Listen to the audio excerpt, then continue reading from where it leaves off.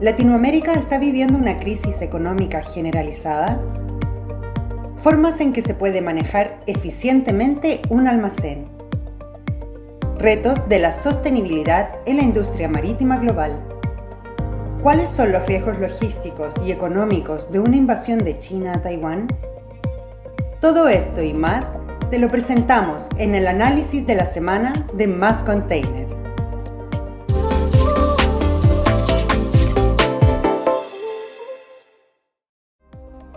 Hola, bienvenidos a conocer las noticias de logística y comercio exterior más leídas en los últimos días en el análisis de la semana.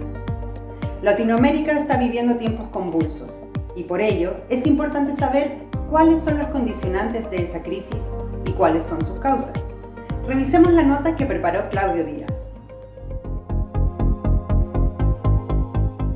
Con todo lo que está pasando a nivel mundial, es válido preguntarse si Latinoamérica está viviendo una crisis económica generalizada. Bueno, al respecto, la Comisión Económica para América Latina y el Caribe, la CEPAL, comentó en su último informe que redujo al 1.2% la previsión de crecimiento de América Latina y el Caribe para este año. Las nuevas proyecciones estiman que todas las subregiones evidenciarán un menor crecimiento en comparación con el año pasado. A lo anterior se suman las turbulencias financieras observadas a comienzos de marzo, lo que ha acentuado la incertidumbre y volatilidad de los mercados. Si bien se han desacelerado las presiones inflacionarias, cabe esperar que la tasa de política monetaria permanezcan altas a lo largo del 2023 en las principales economías desarrolladas. La CEPAL explicó que los países de la región enfrentan nuevamente un espacio limitado para la política fiscal monetaria y que, si bien, al igual que en el resto del mundo, la inflación en la región muestra una tendencia a la baja y que se espera además de que podría estar próxima a la conclusión del proceso de alzas de tasas de interés en varios países de la región, los efectos de la política restrictiva sobre el consumo privado y la inversión se harán sentir con más fuerza este año. En materia fiscal, el organismo indicó que las autoridades de los distintos países cuentan con poco margen de maniobra, en tanto permanecen altos los niveles de deuda pública.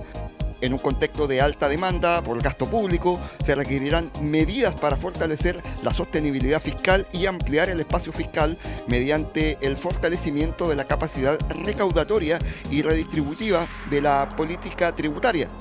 Tal como decíamos, la CEPAL establece que todas las subregiones evidenciarían un menor crecimiento este año en comparación con el año 2022. América del Sur, por ejemplo, crecerá un 0.6% frente al 3.8% del 2022. El grupo conformado por Centroamérica y México lo hará un 2% en comparación con el 3.5% del año pasado, y el Caribe, sin incluir a Guyana, crecerá un 3.5% en relación a un 5.8% marcado en el año 2022. En las economías del Caribe, la desaceleración esperada para este año se debe principalmente a que la inflación ha impactado tanto los ingresos reales y con ello el consumo, con los gastos de producción, con un efecto negativo en la competitividad de las exportaciones, tanto de bienes como de turismo. Por último, para las economías de América Central, si bien el crecimiento de este año representa una desaceleración respecto al 2022, se han dado en algunos casos revisiones al alza respecto de lo que la CEPAL previó a fines del año pasado. Lo anterior se debió a la revisión al alza precisamente del crecimiento de los Estados Unidos, principal socio comercial y primera fuente de remesas de sus países, que afectaría tanto al sector externo como al consumo privado. Además, los menores precios de la energía previstos para este año en comparación con el año pasado actuarían a favor, dado que varias de ellas son importadoras netas de energéticos. En detalle, la información concluye que Argentina tendrá el peor registro regional en materia de crecimiento, acompañado de Chile y Haití.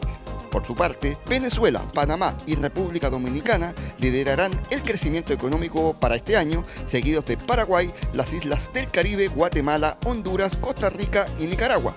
Finalmente, Uruguay, Perú, Ecuador y Bolivia, además de El Salvador, se ubican en la medianía de una tabla económica, todos con un crecimiento estimado del 2%, seguidos de Cuba y México, ambos con un alza del 1.5%, mientras que más abajo, pero aún con cifras positivas, están Colombia y Brasil. Otra información altamente visitada en Más Container a lo largo de los últimos días tiene relación con la gestión de los almacenes. En el artículo se da cuenta de las diversas formas en que se puede manejar eficientemente un almacén. Carlos Fernández nos entrega más antecedentes. Es evidente que un buen manejo y distribución del almacén puede significar mejores resultados y servicios de calidad con respuestas satisfactorias del cliente. Un almacén puede ser uno de los puntos débiles de las empresas para su proceso logístico, pero si se sabe cómo administrar puede resultar una fortaleza para la empresa. Es por lo mismo que es importante revisar algunos consejos para la optimización de los almacenes. Ayuda visual. Hay algunos productos en los que la rotación cobra mayor importancia.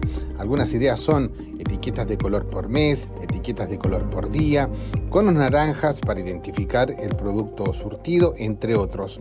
Sistema de picking. El picking requiere que uno de los operarios acuda a cada una de las posiciones en la que está el material, agregando ubicación por ubicación los artículos necesarios.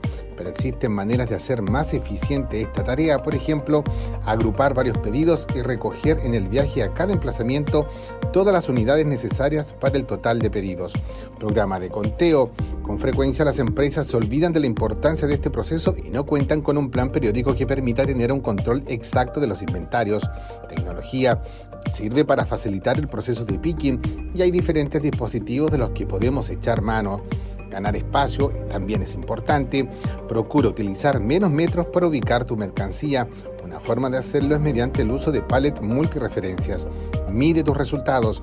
Para poder conocer si en verdad hay una mejoría en la gestión de un almacén, es necesario medir con datos tu rendimiento. Obtén estadísticas del tiempo que se lleva el preparar los pedidos, el número de referencias que gestionas en un determinado tiempo, la ubicación de donde más picking se realiza, entre otros puntos.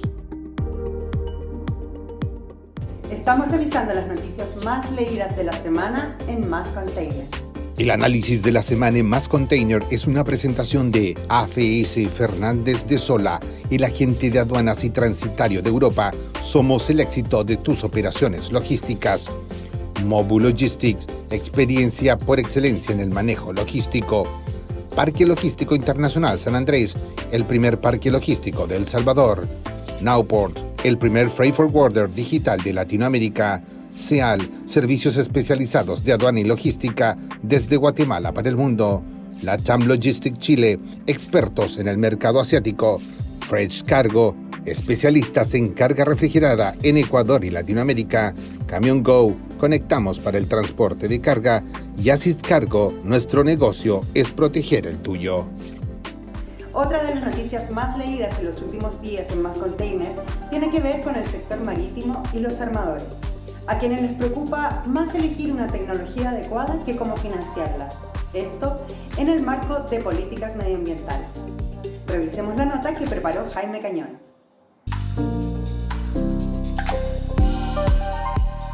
Los resultados de un informe realizado por la consultora Watson Fairley & Williams, en el que se han encuestado casi 500 ejecutivos y altos directivos del sector marítimo, constata que a los armadores les preocupa más elegir la tecnología adecuada y cómo financiarla.